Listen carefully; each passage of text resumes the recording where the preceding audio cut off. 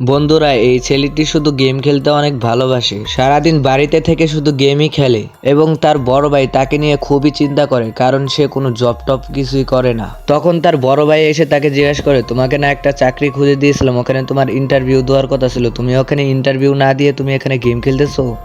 আর তখন সে বলে, আমি কি তোমাকে বলেছি আমার জন্য কিছু করতে? এই কথা বলে যখন এখান থেকে চলে যাইতেছিল, তখন তার বড় ভাই তাকে বলে, যখন আমাদের মা বেঁচে ছিল তখনই ভালো ছিল। তখন ওই ছেলেটি তার মায়ের ছবির দিক তাকিয়ে ওখান থেকে চলে যায়। যাওয়ার সময় তার বাবার সাথে দেখা হয়। তার বাবা তাকে বলে, তোমার বড় ভাই যেটা বলে সেটাই করো। তখন তার বাবার দিক তাকিয়ে বাড়ি থেকে বের হয়ে যায়। বাড়ি থেকে বের হওয়ার পর তার বন্ধুকে মেসেজ করে এবং তাকে দেখা করতে বলে। তার বন্ধু একজন ওয়েটারের কাজ করত এবং তার বন্ধু আরেকটা ছিল, তাকেও আসতে বলে। তার এই বন্ধু একটা ছোটখাটো একটা চাকরি করত। তখন তার মা আসে এবং তার মায়ের হাতে কিছু টাকা দেয়। তার মা বলে, এটা দিয়ে তো কিছুদিন চলবে, তারপর কি করব। বন্ধুরা, পার্ট 2 দেখতে চ্যানেলটাকে সাবস্ক্রাইব করে রাখো।